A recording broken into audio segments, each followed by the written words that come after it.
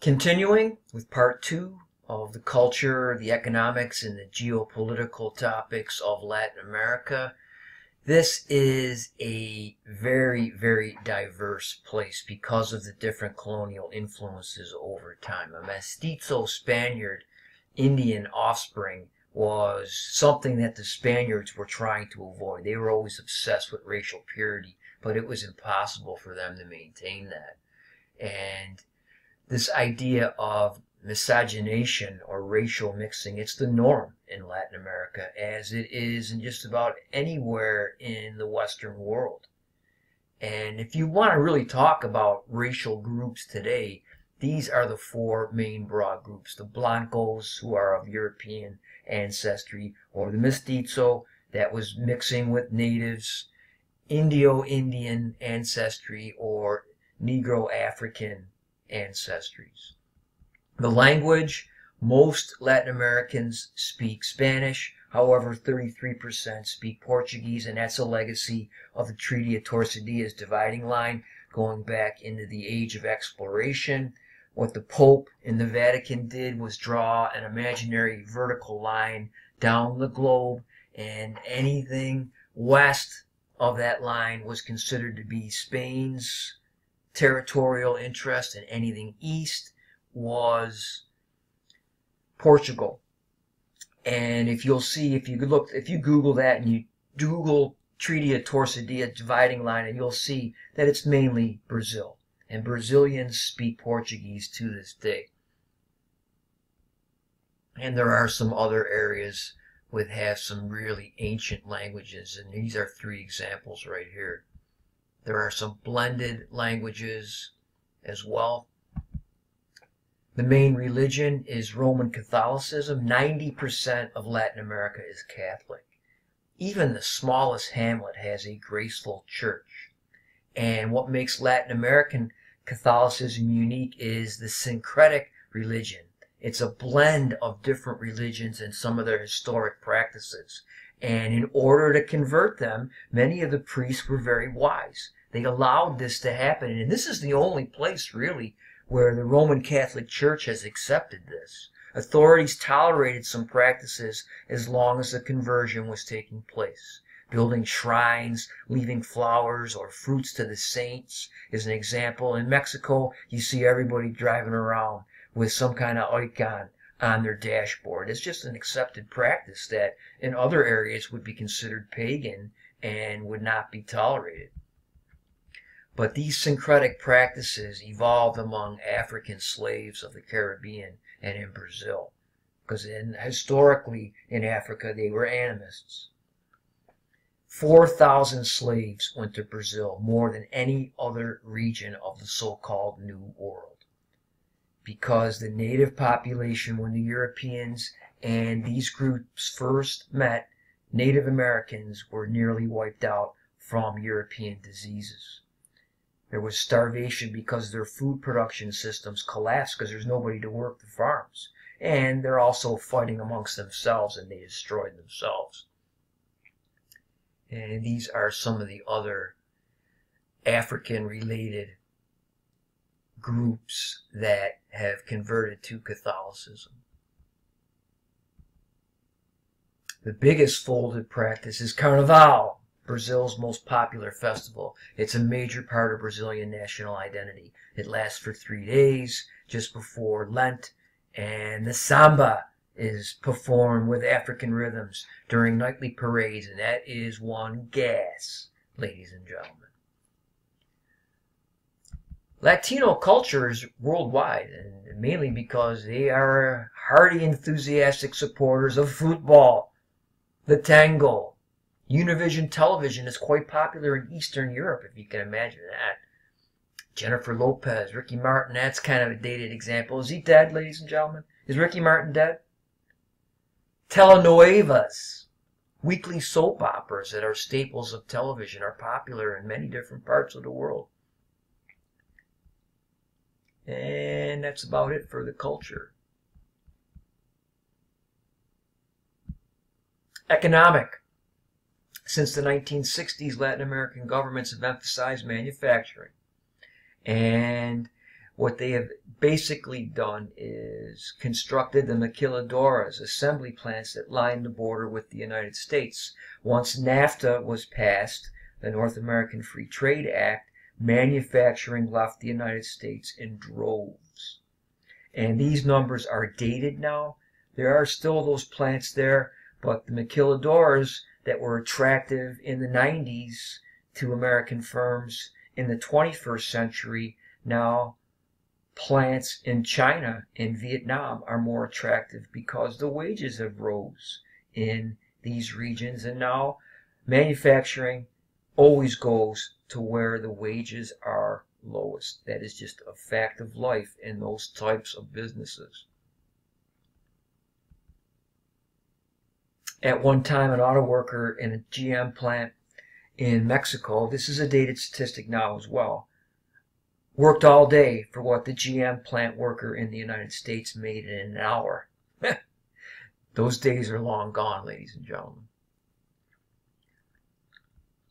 It's really destroyed the union movement in the United States.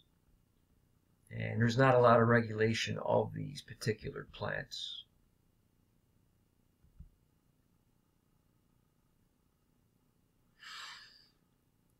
And the Central American Free Trade Act has been emulated by Central American countries. It's basically the same idea, that they're trying to reduce tariff barriers between themselves, and that way it allows goods and services to flow where they need to go much more easily.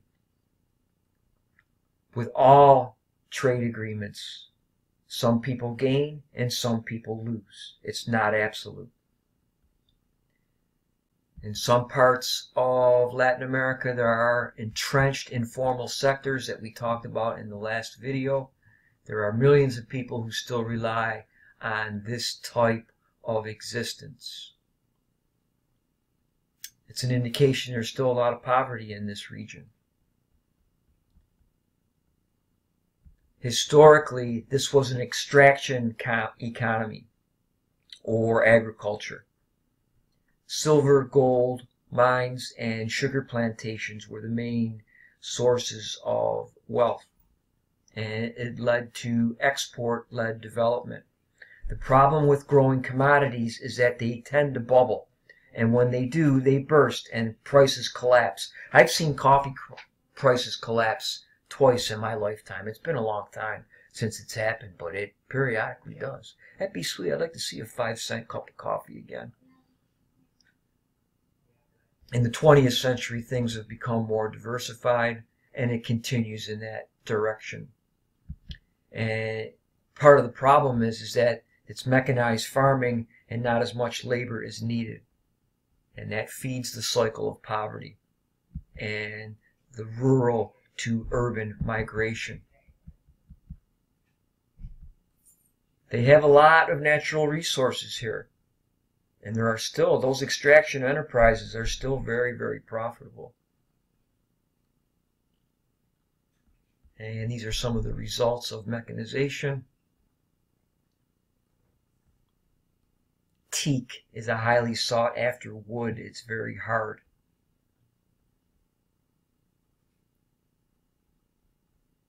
The Japanese are involved in the Chilean timber industry. Oil is highly profitable, as I'm sure you're all aware of. This is the oil world, and it has been for 300 years.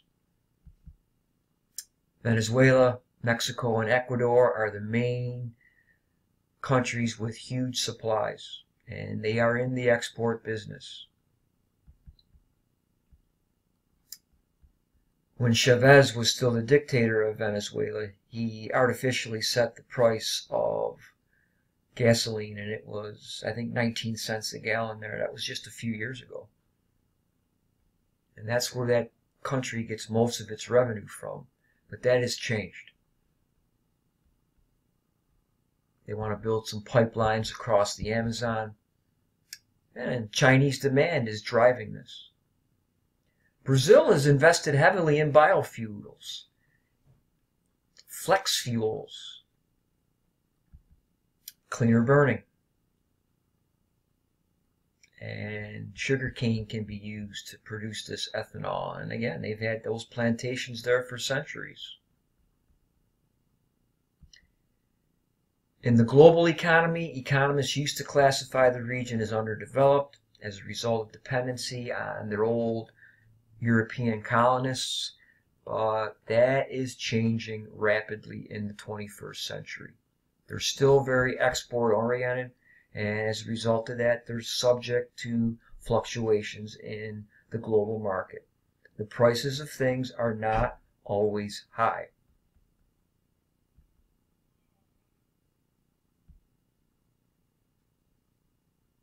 State ownership has been practiced in places like Venezuela, and also in Mexico, the government owns the petroleum business.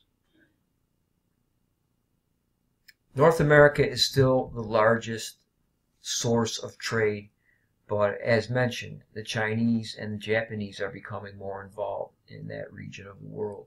Remittances. We will see this in other regions of the world as well. Income from family members abroad is another financial flow. El Salvador has 7 million people, and it receives 3 billion from sources abroad 10 years ago, 12 years ago. Immigrants from Latin America, legal and illegal, is a big issue in the United States today.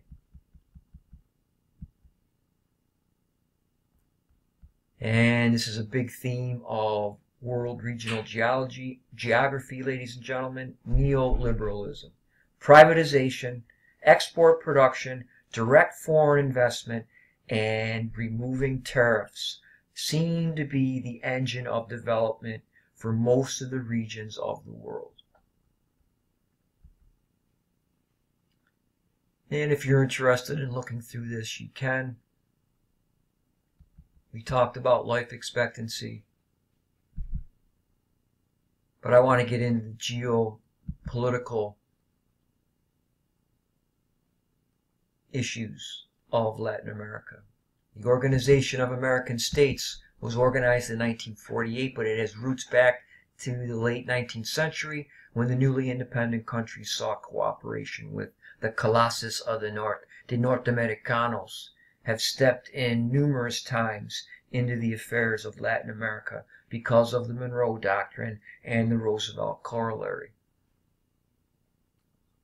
We did not want to see the Europeans establish any more of a toehold in the Western Hemisphere than they already had by 1823. We've talked about the North American Free Trade Agreement again. That is attempting to implement this part of neoliberalism.